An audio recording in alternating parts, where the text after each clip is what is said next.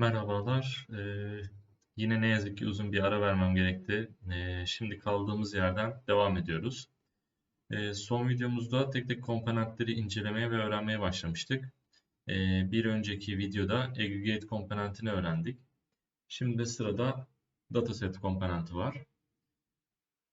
Öncelikle şunu belirtmekte fayda var. ODI kullanmaya 12C versiyonuyla başlayanlar ve ODI 11G kullanmayacaklar için gerekli bir komponent değil aslında. Ben şu ana kadar yaptığım geliştirmelerin e, hiçbirinde bu komponenti kullandığımı hatırlamıyorum. Kullanan da açıkçası görmedim sanırım hatırladığım kadarıyla.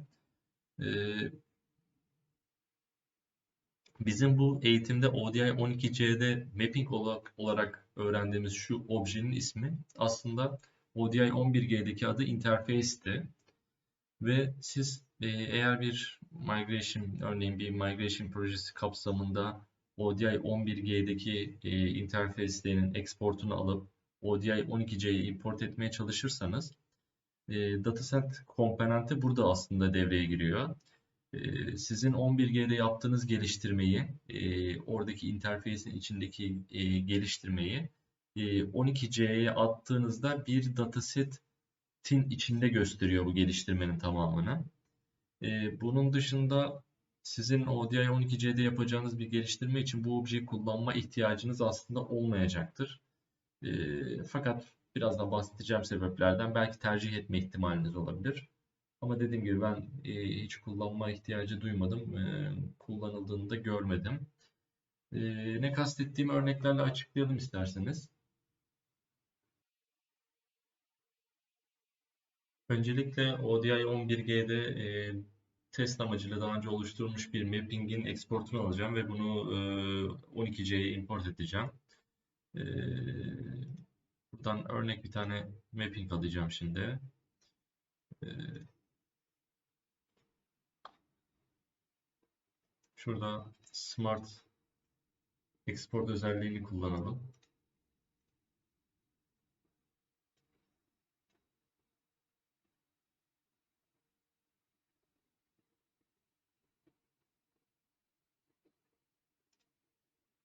Nereye kaydedeceğimi seçiyorum. Masa üstüne atıyorum.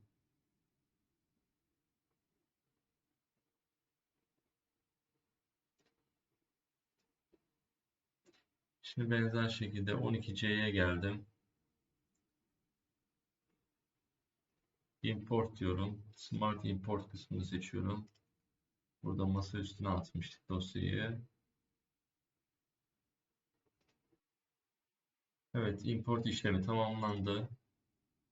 Şurayı yenileyelim. Projemiz geldi. Projenin altındaki klasör geldi. Klasörün altındaki interface mapping olarak geldi. Şimdi bunu açıyorum. Bakın gördüğünüz gibi orada yapılan işlemin benzeri datasetlerin içerisine gömülmesi gerekti. Bakın 11G'yi de açalım. Burada ne yapılmıştı aslında? Mapping kısmına geldik. Burada ne yapılmış? Bir join işlemi yapılmış. Şurada.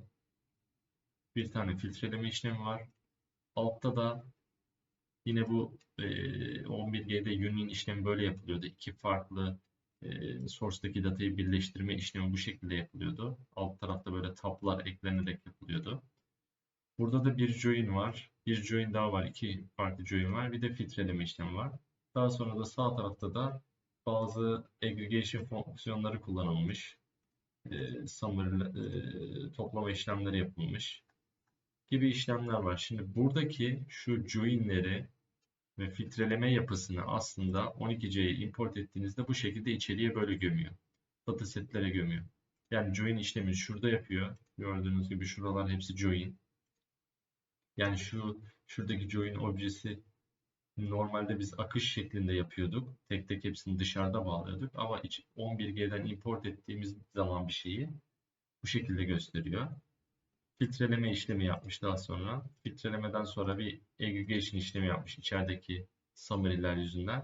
Daha sonra da 11G'deki şu iki farklı tabloda gösterilen datayı union'la birleştirmiş aslında. Temelde aslında bu tarz operasyonlarda ancak dataset bir anlam kazanıyor, kullanılmaya başlıyor.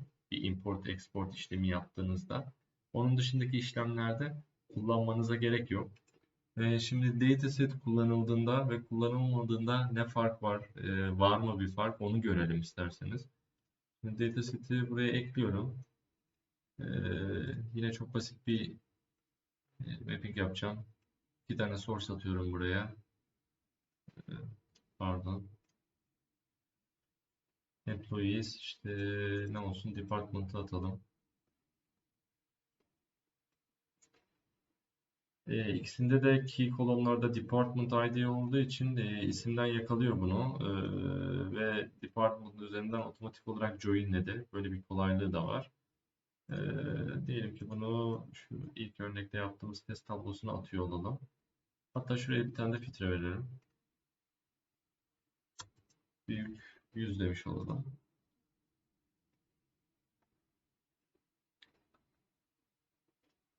Şimdi bunu kaydediyorum. Bir tane daha mapping yapıyorum. Bunu da dataset kullanmadan yapacağım.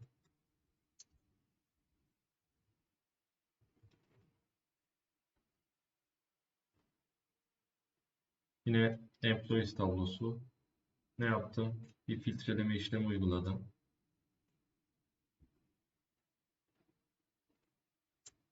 Büyük 100 demiştik. Sonra bir tane join işlemi uygulamıştık. Join'de departments'ta joinlemiştik. Department ID üzerinden.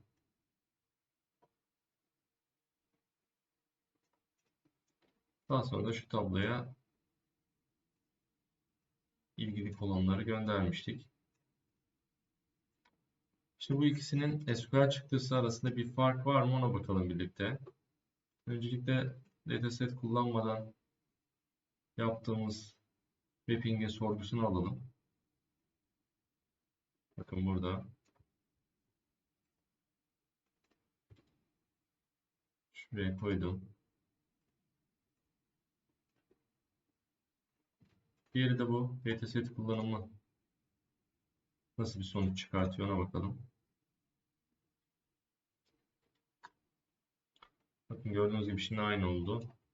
Yani temelde aslında ikisi de aynı şeyi yapıyor. Aynı sonucu üretiyor. Employee ile department tablosuna inner join yaptı. Department ID üzerinden ve employee tablosuna 100 filtresi verdi. Diğerinde de öyleydi.